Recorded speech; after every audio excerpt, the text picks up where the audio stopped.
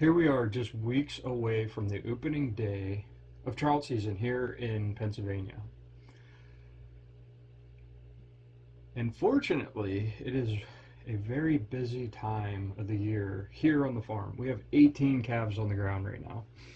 A couple of them born that I got to go out and pet that were under 6 hours old, which I thought was really neat. So I got some pictures of those.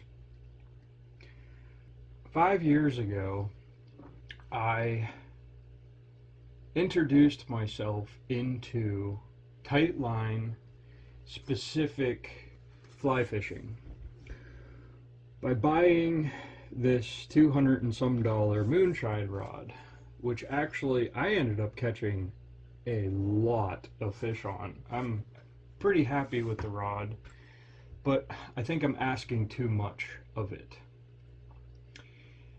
And that is why I'm upgrading. As you can see, I got a nice new box here yesterday in the mail that I'm going to open up here for you. But when I go out on the water, I go out as lightweight as possible. I got this hip pack here. Hold your net. Drop the net. Decent handle on it, so I get some extra reach. It's a 16-inch opening, but this fits inside of here and it just hangs on here. I don't have a line connected to that. Ain't no reason, because I'm wearing hip waders. I have chest waders, but 99% of the time I'm in hip waders. It holds water. You need water. I got a little tape measure in case I maybe do catch a bigger fish. I got a funny, the Zinger was more expensive than the nippers. Cheap little nippers don't need to be expensive. I got some hemostat scissors here and 3 fly boxes. A micro box, a nymph box, and a dry fly box. Dry fly float. You know, you got your little stomach pump here and your tippet on the side. But this is actually a chest pack that I clipped onto Quimpa's hip weighting belt, whatever it is. Oh, rod holder. Good to have. I really do like it. But sunglasses. These are kind of expensive because they are prescription. I need to be able to see. I used to have ones that were bifocals, but that's a long story and I'm not really getting into that. What I am getting into today is welcome to black crappie. I'm going to deep dive into my old rod setup, my old reel setup for tightline specific, unboxing and setting up a new micro tightline rod and reel combo. And the reason I'm upgrading is, even though the 5 years that I've had this nice setup, I'm coming across little nuances that I'm not particularly a fan of. The main thing is I'm asking too much. I'm going from a double nymph setup to dry dropper to sometimes putting an indicator on a micro line and then wanting to sit here and strip 90 feet of mono off of this reel to get to the floating weight forward 3 that is on this reel. And it's just, it's too much. And then you know, you want to throw a streamer and it's like too much going on. Well, look, I have a Redington 6-weight streamer rod that's in the car with me. I have other reels for that. When I dry fly fish, I have a 7-foot 4-weight, 7.5-foot 4-weight. So why am I trying to get all these other things with just one rod? And it's almost next to impossible.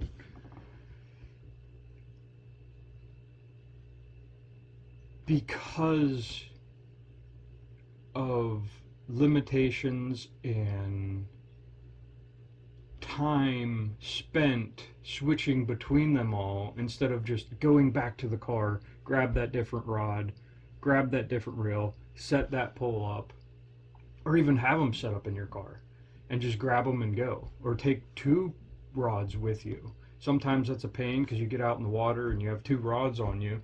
This thing's 10.5 foot long. Where do you put it? Yeah, I have that little clip that holds on there. Yeah, you can do that, but what if you're in a stream that's 8 feet wide? There's trees everywhere. You're in the wilderness. So I'm trying to simplify my process on the water, like I simplified how much gear I take. We've all been there. We've packed a chest pack and a backpack full of gear, and how many flies do you really use on the water? 100? 200? Okay, that's one box. It's one box. But anyway, so there is a loop-to-loop connection right there that connects the fly line to the leader. And I'm not blaming the reel for this, but what happened, I was on the water and somehow one line crossed over the loop-to-loop connection, and then another line crossed over that and got stuck under the loop-to-loop, and my line would not come out at all. And that was the last straw. I was done with it. That's why it's way off to the side now, until my new stuff got in. So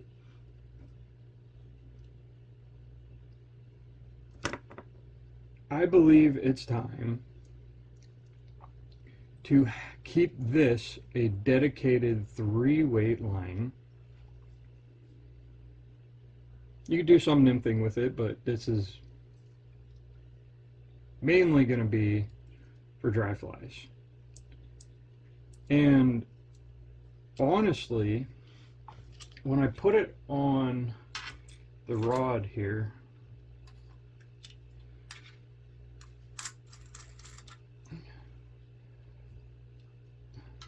it balances pretty decently with all this weight on here. Now the new reel has 4 weights in it that I think I'll be able to adjust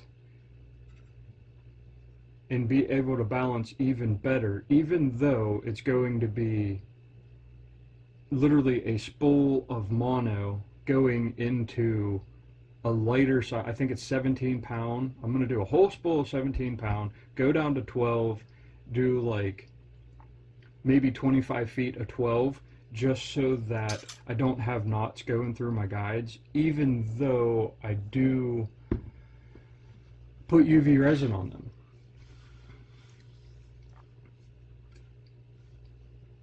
And then get into my sighter, and then into my tippet, rings, and micro swivels, and then into my actual tippet itself.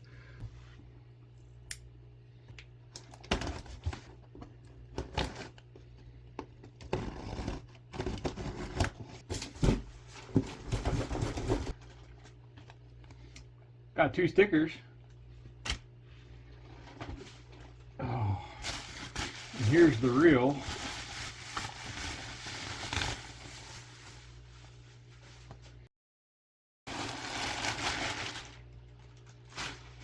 Is UV hoodies. Go out in the water and get the reflection from the sun off of you.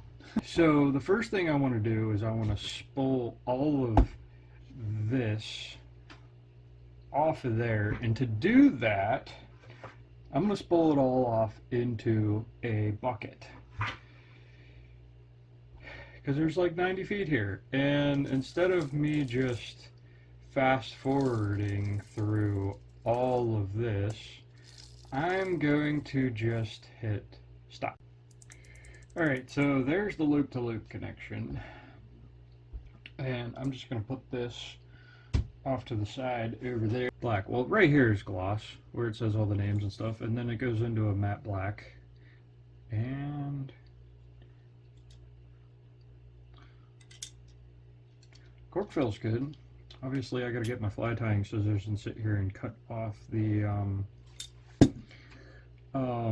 plastic that is on that. But let's open this thing up. This is a 3/4 weight. Got some neoprene, and that is a big reel.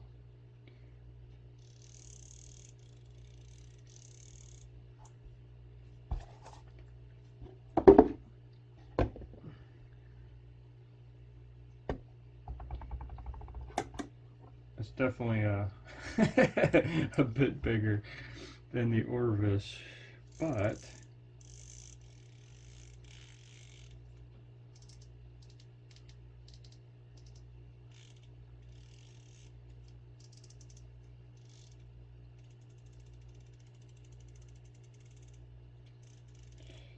oh yeah.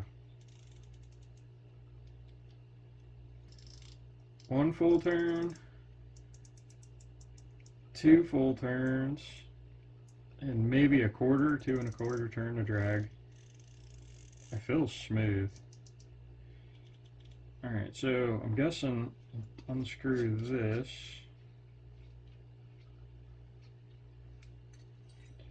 Oh, that's a captive. Okay, so it's got a captive nut on it.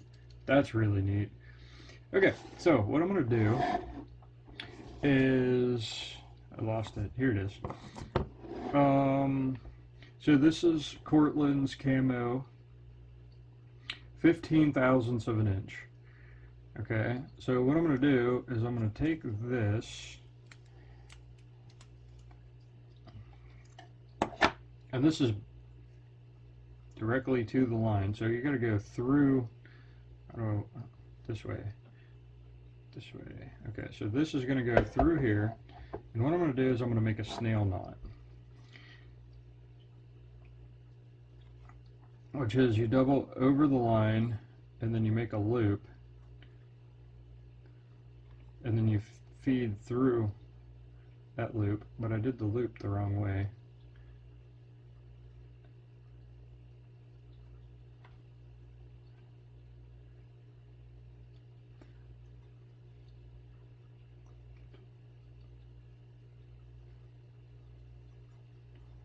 One, 2, 3, 4, 5 times. All right, now I'm gonna cinch down on this just a little bit. It's all twisted up. There we go. And then with that, pull it tight. Oh, wrong ones. There we go. Alright, now what that's going to do is that's going to attach. I got to cut this off.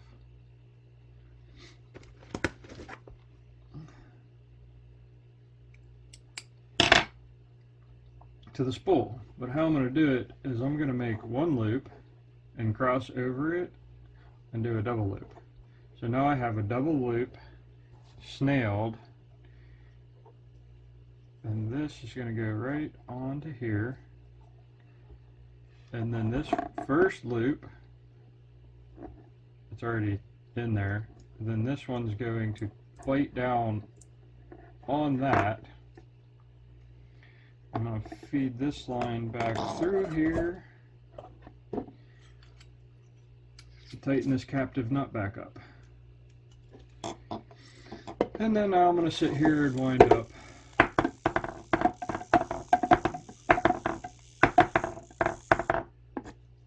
All 50 yards of this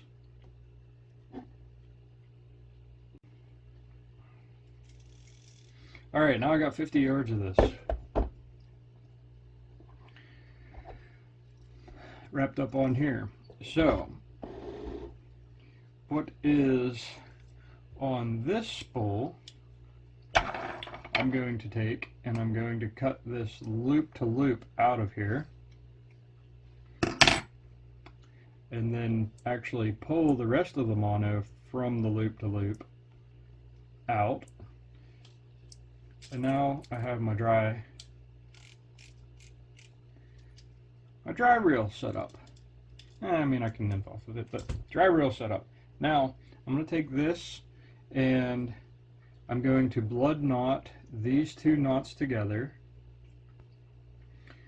And I just released a video on how to tie my sliding blood knot that I came up with, and it actually does pretty well, showing how to, the demonstration on how to tie the blood knot, so you can go ahead and watch that. There goes a brand new reel.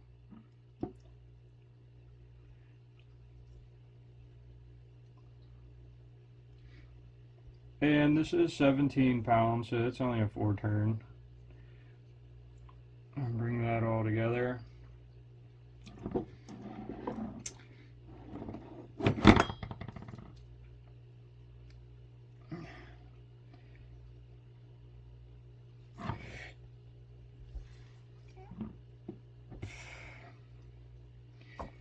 Alright, now, I tied it wrong. They're not going straight out. So, I'm going to cut this off, I'm going to redo it, and then I'm going to put some Solar Res bone dry and UV cure this knot, and then I'm going to wrap up this other 90 feet of mono that's in this bucket here. Alright, much better. They come out straight across from each other, and it all cinched in there very well and neat and clean. Alright, I got all that wound up, and then I'm back to my original little piece of cider here. That's Orvis 0X. So this side's 12 pound, which is 13 thousandths of an inch. And then 0X, and then this is 8 pound, where I have my sliding blood knots that go down to a tippet ring that goes to 4X, that goes to a micro swivel that goes to 5X, to where I actually put my fly on there. So all this is going to change now, because that's over a year old and it's kind of frayed. So I'm going to cut this last little bit of Orvis cider I have out of here. There's a bunch of tippet rings and stuff on here, so I don't want to lose that. But now I'm going to switch over to, I got Cortland's 12,000 pound tricolor. So there's black, yellow, and I think pink. There's pink. Okay. So I'm going to try that for a little while.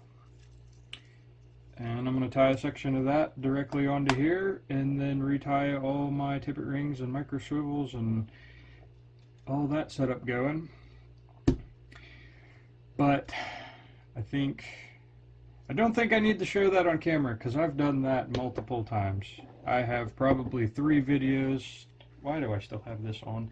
I have probably 3 videos set up of my setup of how I switched through from using a weight forward line to getting into a tight line specific setup. Now, the 10'7" rod says that the optimal size hook range is from 8 to 20, which is smaller.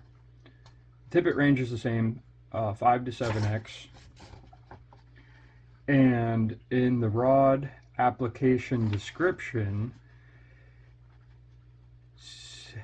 states, Joe Goodspeed designed the Generation 4 10'7" 3-weight to be a highly versatile tool that will cover a wide range of applications and techniques. This rod loads easily with light to medium weight multi-fly rigs on micro leaders or heavy leaders, and fishes well with a jig streamer up to a hook size 6 or 8.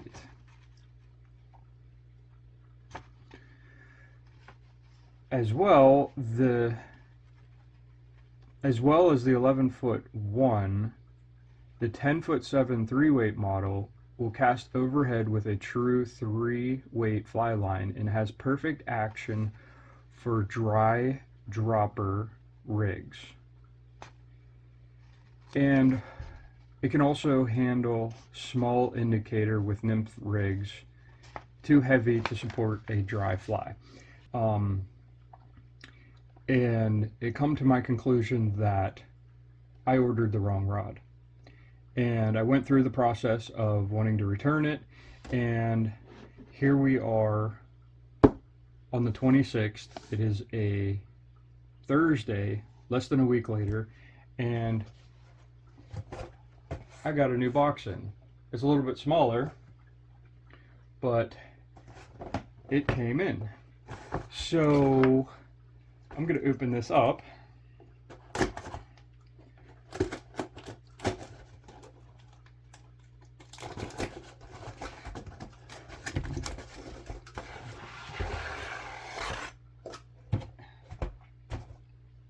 And this one did not come with a description because I was already in contact with the company about which rod I should actually have gotten.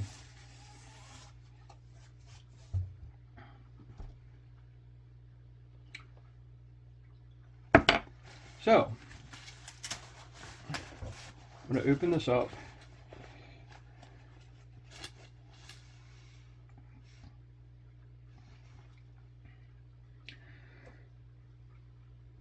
So this rod did not come with plastic covering the fighting butt. I'm really happy this has a fighting butt. This is a down locking rod.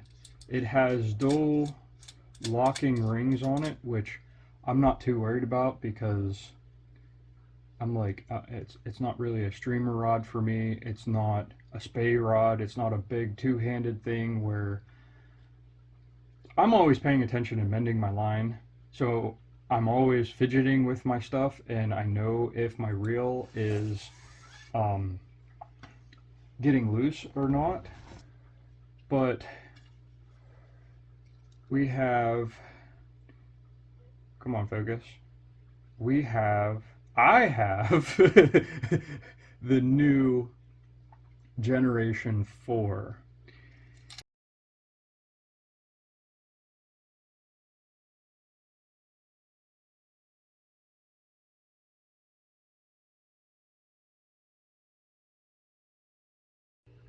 The Generation 4 nymph 2-weight rod and a 10-foot 7 here was another one of my possibilities for a new rod. The little difference is it says it's good.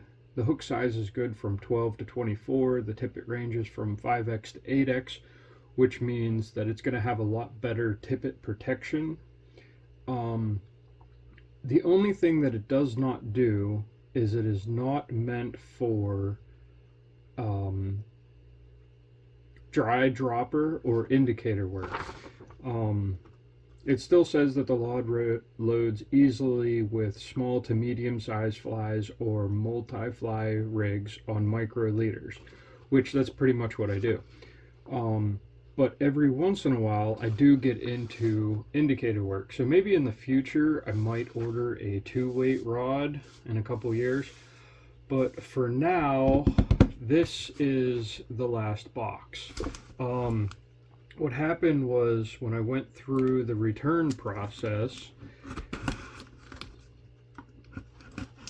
instead of waiting for the return to get to them, for them to ship me out a different rod, which was the 10'7". I just put in a new order and got a new order shipped to me, and this just came in. So it's another box, looks just like the real box,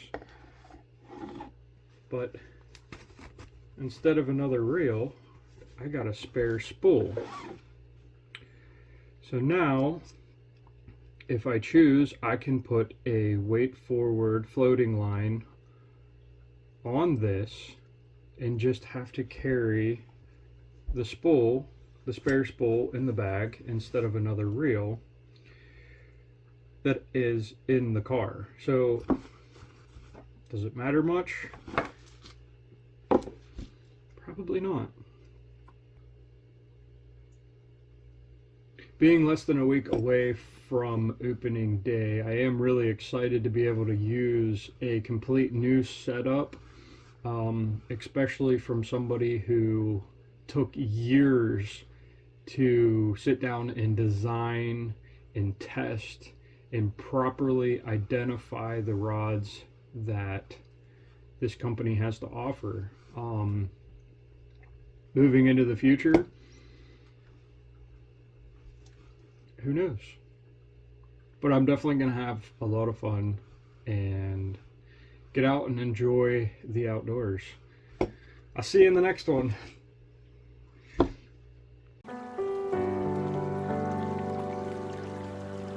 To the thorax, and bam.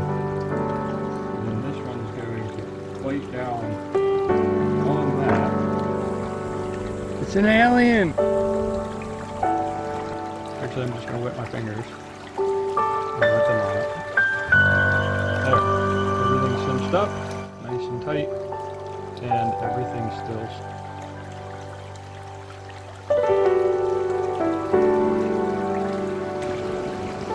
That's a nice one. Look at that. Oh, I lost it. Threw my boots in the mudroom sink here, and after you go fishing, after every stream you go into, you should clean the living crap out of your waders and your boots.